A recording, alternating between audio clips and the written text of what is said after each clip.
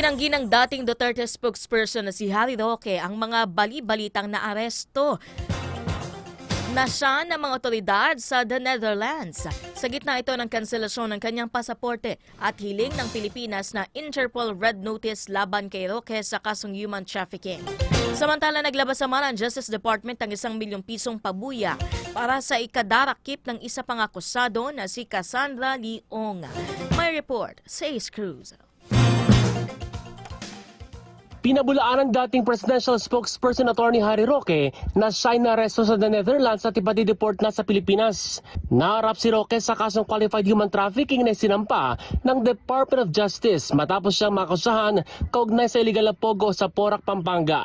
Sa post ni Roque, pinakita niya ang kanyang plane ticket papuntang Vienna, Austria.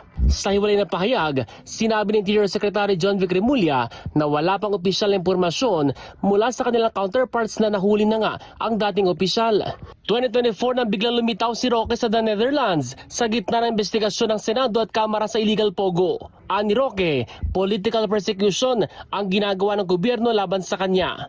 Sagot ng Department of Justice, ultimately, at the end of the day, he has to demonstrate and establish to the authorities na he is being persecuted here.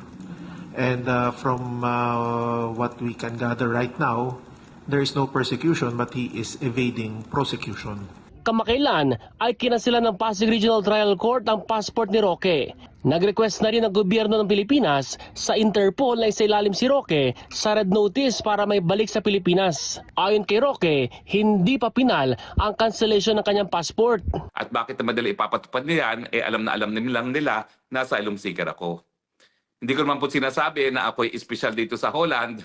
Basta ang masasabi lang natin na yung asylum at yung consequence ito na non-refoulement ay discretion na yun ng bansa kung nasaan si Ginoong Harry Roque, no? Doon sa panahon na ipapatupad yun, kung umabot tayo sa punta na may red notice at ipapatupad to, call na yun ng bansa kung nasaan siya. Nagpahayag naman ng pag-alala si Vice President Sara Duterte para kay Roque, pero hindi ukol sa passport cancellation, kundi sa kalusugan ng dating opisyal. Hindi tinukoy ni Duterte kung ano ang karamdaman ni Roque.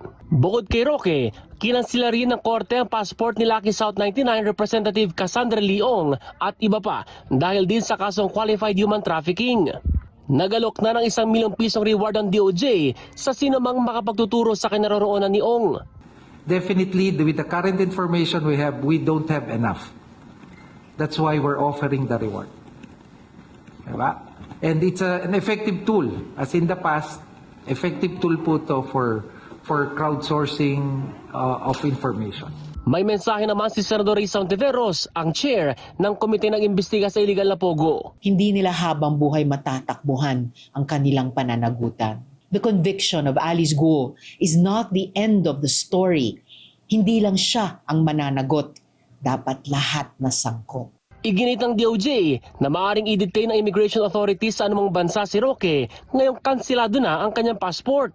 Pero ayon kay Roque, mag-hain siya ng motion for reconsideration laban dito. Ace Cruz, Newsline.